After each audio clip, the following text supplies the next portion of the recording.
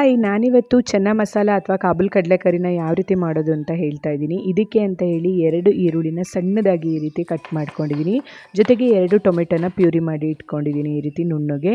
ಇವಾಗ ಒಗ್ಗರಣೆಗೆ 3 table spoon ಆಗುವಷ್ಟು ಎಣ್ಣೆ ಹಾಕ್ಕೊಂಡು ಅದಕ್ಕೆ ಎಲ್ಲ ರೀತಿ ಗರಂ ಮಸಾಲೆ ಪದಾರ್ಥಗಳು ಜೊತೆಗೆ ಕಸೂರಿ ಮೇಥಿ, ಈರುಳ್ಳಿ ಹಾಕಿ ಫ್ರೈ ಮಾಡಿಕೊಂಡು ರುಬ್ಬಿರೋ ಅಂತಹ ಟೊಮೆಟೊ ಪ್ಯೂರಿನ ಹಾಕ್ಕೊಂಡು ಈ ರೀತಿ ಹಸಿ ವಾಸನೆ ಹೋಗೋ ತನಕ ಹುರ್ಕೊಂಡಿದ್ದೀನಿ.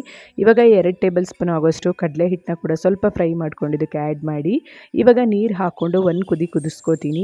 ಈ ಟೈಮಲ್ಲಿ ಬೇಕಾಗಿರುವಷ್ಟು ಖಾರ ಜೊತೆಗೆ ರುಚಿಗೆ ತಕ್ಕಷ್ಟು ಉಪ್ಪು, ಆಲ್ರೆಡಿ ಬೇಯಿಸಿ ಇಟ್ಕೊಂಡಿರೋಂಥ ಕಾಬೂಲ್ ಕಡಲೆನ ಹಾಕ್ಕೊಂಡು ಒಂದು ಕುದಿ ಕುದಿಸ್ಕೋತಾ ಇದ್ದೀನಿ. ನಾನಿದಕ್ಕೆ ಮೇಲೆ ಸ್ವಲ್ಪ ಫ್ರೆಶ್ ಕ್ರೀಮ್ ಕೂಡ ಯೂಸ್ ಮಾಡಿದ್ದೀನಿ. ಮೇಲೆ ಗಾರ್ನಿಷಿಂಗ್ಗೆ ಕೊತ್ತಂಬರಿ ಸೊಪ್ಪು ಕೂಡ ಹಾಕ್ಕೊಂಡಿದ್ದೀನಿ. ನೀವು ಬೇಕಾದರೆ ಬಟರ್ ಕೂಡ ಯೂಸ್ ಮಾಡ್ಕೋಬೋದು. ನಾನು ಇದನ್ನು ದೋಸೆ ಜೊತೆ ಸರ್ವ್ ಮಾಡ್ತಾ ಇದ್ದೀನಿ. ನೀವು ಪೂರಿ, ಇಡ್ಲಿ, ದೋಸೆ, ಅಕ್ಕಿ ರೊಟ್ಟಿ, ಚಪಾತಿ ಏನರ ಜೊತೆ ಕೂಡ ಸರ್ವ್ ಮಾಡ್ಬೋದು. ನಿಮಗೆ ಲಾಗ್ ಇಷ್ಟ ಆದರೆ ಲೈಕ್ ಮಾಡೋದನ್ನು ಮರಿಬೇಡಿ. See you in the next log.